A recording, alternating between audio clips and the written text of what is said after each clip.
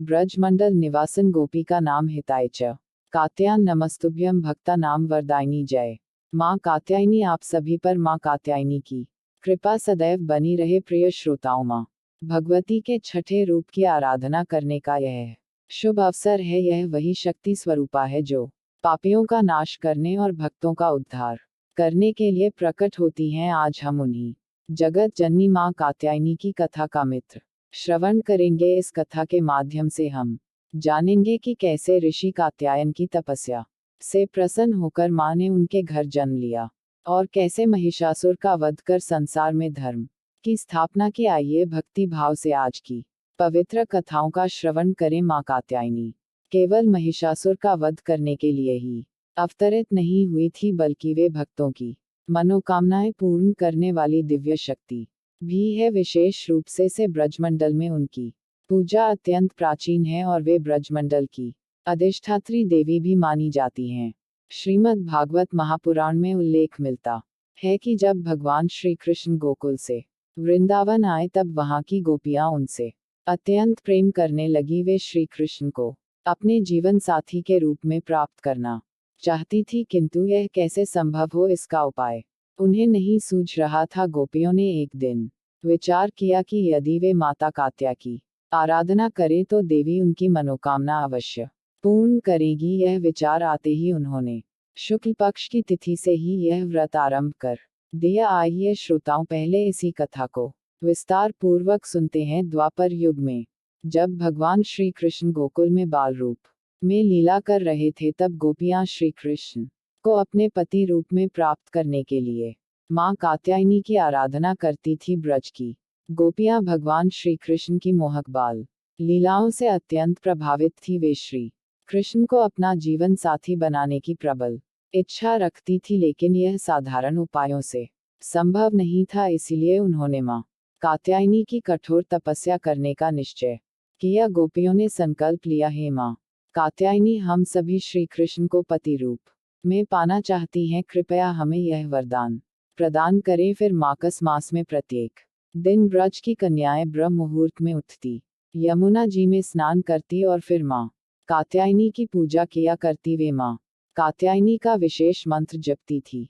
कात्यायनी महामाय महायोगिनेधीश्वरी नंद गोप सतम देवी पति में कुरते नमः अर्थात है महामाया कात्यायनी है योग शक्ति की अधिष्ठात्री है परमेश्वरी, कृपया नंद गोप के पुत्र श्री कृष्ण को हमारे पति रूप में स्वीकार कराए। गोपियां माँ कात्यायनी को हल्दी चंदन अक्षत सुगंधित पुष्प दीपक और नैवेद्य अर्पित करती और पूरे मन से आराधना करती थी। गोपियों की कठोर भक्ति से प्रसन्न होकर श्री कृष्ण ने उनकी भक्ति और प्रेम की परीक्षा लेने का निश्चय किया। एक दिन जब गोपियां यमुना जी में स्नान कर रही थी, श्री कृष्ण ने उनके वस्त्र चुरा लिए और कदम वृक्ष पर चढ़ गए। गोपियां जब जल से बाहर आने लगी तो उन्हें वस्त्र ना पाकर आश्चर्य हुआ। उन्होंने श्री कृष्ण को देखा जो मंद मंद मुस्कुरा रहे थे। गोपियों ने श्री कृष्ण से अपने वस्त्र लौटाने की विनती की। श्री कृष्ण ने हंसते हुए कहा, तुम सभी ने माँ कात्यायनी से मुझे पति रूप में प्राप्त करने की प्रार्थना की है, तो पहले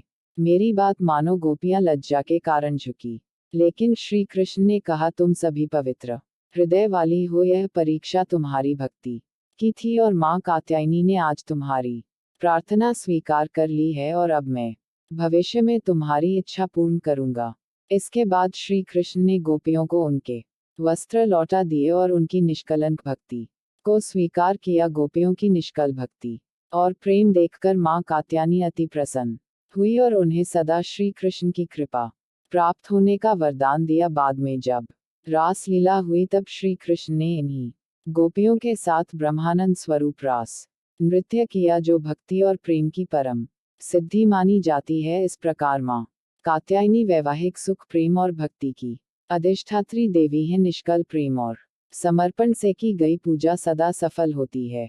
गोपियों की भक्ति दर्शाती है कि सच्चा प्रेम किसी भी सांसारिक बंधन से परे होता है। श्री कृष्ण ने अपने भक्तों की परीक्षा ली, लेकिन अंततः उन्हें अपने प्रेम से संतृप्त किया और इस कथा का स्मरण कर माँ कात्यायनी की उपासना करने से भक्तों को प्रेम, सौभाग्य और भक्ति की प्राप्ति होती है। सृष्टि के आरंभ से ही ऋषि मुनियों ने अपनी कठोर तपस्या से ईश्वर को प्रसन्न किया है और उन्हीं की तपस्या के फलस्वरूप देवी देवताओं के अनेक अवतार हुए हैं। ऐसी ही एक अद्भुत कथा महर्षि कात्यायन की है, जिनकी घोर तपस्या के कारण मां भगवती ने स्वयं कात्यायनी रूप में प्रकट होकर भक्तों का कल्याण किया था। और यह कथा महर्षि कात्यायन की कठोर साधना और माता कात्यायनी के प्राकट्य की अद्भुत गाथा का वर्णन करती है। प्राचीन काल में कात्य गोत्र में जन्मे एक महान ऋषि थे, जिनका नाम था कात्यायन। वे परम तेजस्वी, वेदों के ज्ञाता और महान तपस्वी थे। उनका आश्रम गंगा के तट पर स्थित था, जहाँ वे ध्यान, यज्ञ और तपस्या में लीन रहते थे। उनके शिष्य दूर दूर से ज्ञान प्राप्त करने आते थे और उनके तपोबल से पूरा क्षेत्र दिव्यता से भरा रहता था।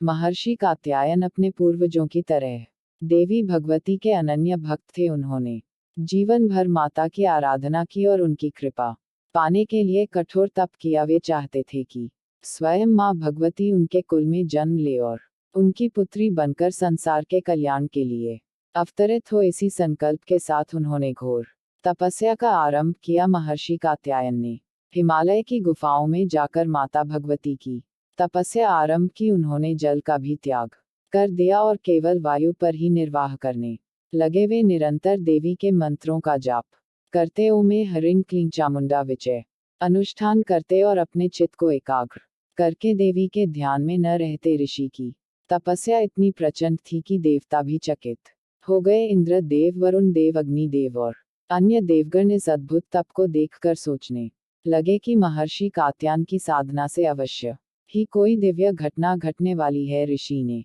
वर्षों तक केवल पत्तों और फल मूल पर रहकर उपवास किया। धीरे धीरे उनकी तपस्या और कठोर होती गई और वे जल का भी त्याग कर केवल ध्यान में मगन रहने लगे। उनके तपोबल से चारों दिशाएं प्रकाशमान हो गई। देवताओं के लोक तक ऊर्जा की तरंगे पहुंचने लगी। जब महर्षि कात्यायन की तपस्या चरम पर पहुंच गई, तब एक दिन आकाश से दिव्य प्रकाश प्रकट हुआ। देवताओं की स्तुति गूंज उठी, पुष्पों की वर्षा होने लगी और वहां स्वयं आदि शक्ति मां भगवती प्रकट हुई। उनके तेज से संपूर्ण ब्रह्मांड आलोकित हो उठा। मां भगवती ने कात्यायन ऋषि से कहा, हे महर्षि, तुम्हारी घोर तपस्या से मैं अत्यंत प्रसन्न हूँ। तुम्हारा अनुरोध मुझे स्वीकार है। मैं शीघ्र ही तुम्हारी कुल में जन्म लेकर तुम्हारी पुत्री के रूप में प्रकट होंगी और महिषासुर जैसे अत्याचारी का विनाश करूंगी। मां भगवती के वचन सुनकर कात्यायन ऋषि की आंखों में आनंद के अश्रु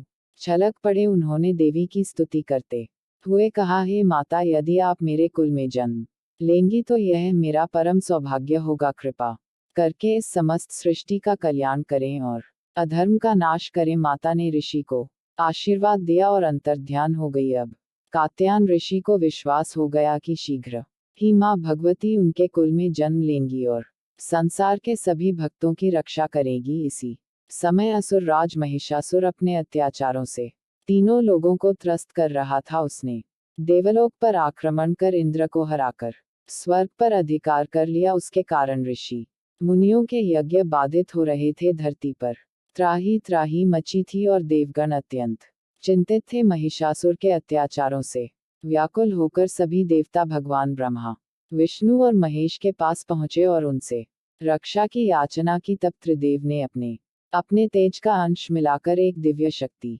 प्रकट की, जो माता कात्यायनी के रूप में अवतरित हुई। और इस प्रकार ऋषि कात्यायन के घर पुत्री रूप में जन्म लेने के कारण ही मां का एक नाम कात्यायनी पड़ गया। सभी मिलकर प्रेम से बोलिए, मां कात्यायनी की जय। अब आज की कथा का समापन करने से पहले हम सभी मां दुर्गा के 108 नामों का जाप करें।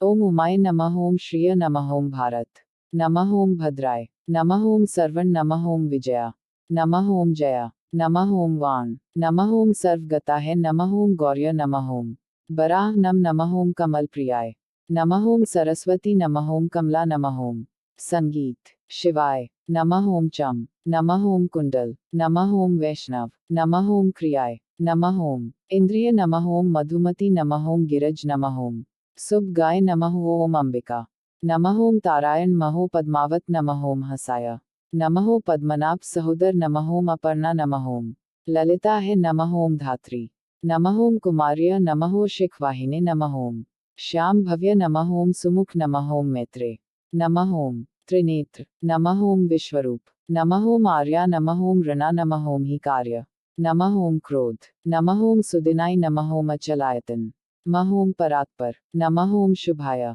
नमः ओम सर्ववर्णा नमः ओम हरप्रियाय नमः ओम महालक्ष्मी नमः ओम महासिद्धि नमः ओम स्वधाये नमः ओम स्वाहाये नमः ओम मनोन्मन्यम ओम त्रिलोकपालिनी नमः ओम उद्भव होता है नमः ओम त्रिसंध्याय नमः ओम त्रिपुरांतकारी संगीत ओम ब्राह्मम नमः ओम त्रिलोकवासिन नमः ओम पुष्करालु ये नमः ओम गुर नमः ओम त्रिवर्णा नमः ओम त्रिस्वराय नमः ओम त्रिगुणायत्ये नमः ओम निर्विकल्पाये नमः ओम निरंजन नमः ओम ज्वालिनी नमः ओम मालिन नमः ओम चर्चाये नमः ओम कव दोप निवण नमः ओम कामाक्षम्मा नमः ओम कांताये नमः ओम कामदय नमः ओम कलहसन नमः ओम सलज जाय नमः ओम कुलजाय नमः ओम प्राज्ञ नमः ओम प्रभा नमः ओम मदन सुंदर्य नमः ओम वागेश्वर नमः ओम विशालाक्षी नमः ओम काल नमः ओम महेश्वर्य नमः ओम चंड नमः ओम भैरव नमः ओम भुवनेश्वर नमः ओम नित्याये नमः ओम सानंद विभवायमी